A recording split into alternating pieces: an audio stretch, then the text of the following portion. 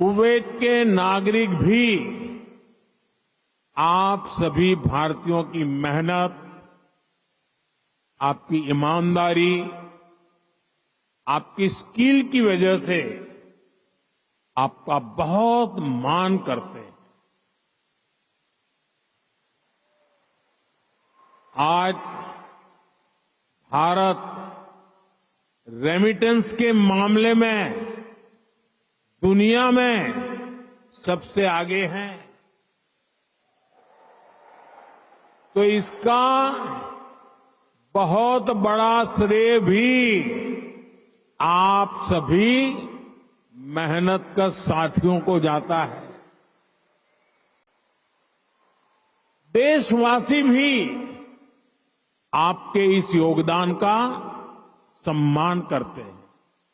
साथियों, भारत और कुवैत का रिश्ता UEM Jaipur is a perfect target for prospective students aspiring for good jobs, good education with future-ready skills. सभ्यताओं का है, सागर का है, स्नेह का है, व्यापार कारोबार का है। भारत और कुवैत अरब सागर के दो किनारों पर बसे हैं। हमें सिर्फ डिप्लोमेसी ने ही नहीं बल्कि दिलों ने आपस में जोड़ा है। हमारा वर्तमान ही नहीं बल्कि हमारा अतीत भी हमें जोड़ता है। एक समय था जब कुवैत से मोती, खजूर और शानदार नस्ल के घोड़े भारत जाते थे और भारत से भी बहुत सारा सामान यहां आता रहा है। भारत के चावल,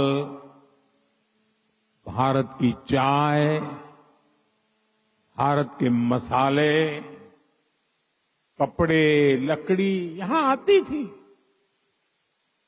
भारत की टीकवुड से बनी नौकाओं में सवार होकर कुवैत के नाविक लंबी यात्राएं करते थे।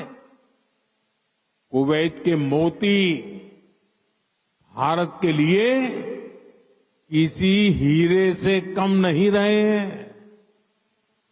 आज भारत की ज्वेलरी की पूरी दुनिया में धूम है, तो उसमें कुवैत के मोतियों का भी योगदान है।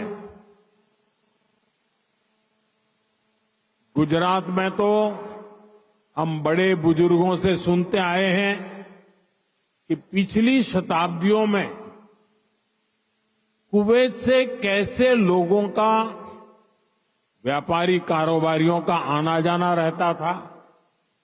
खासतौर पर 19वीं सेंचुरी में ही कुवैत से व्यापारी सूरत आने लगे थे।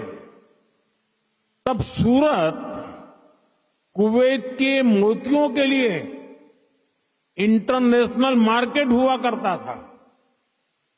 सूरत हो, पोरबंदर हो, वेरावल हो, गुजरात के बंदरगाह इन पुराने संबंधों के साक्षी है। कुवैती व्यापारियों ने गुजराती भाषा में अनेक किताबें भी पब्लिश की है। गुजरात के बाद कुवैत के व्यापारियों ने मुंबई और दूसरे बाजारों में भी उन्होंने अलग पहचान बनाई थी।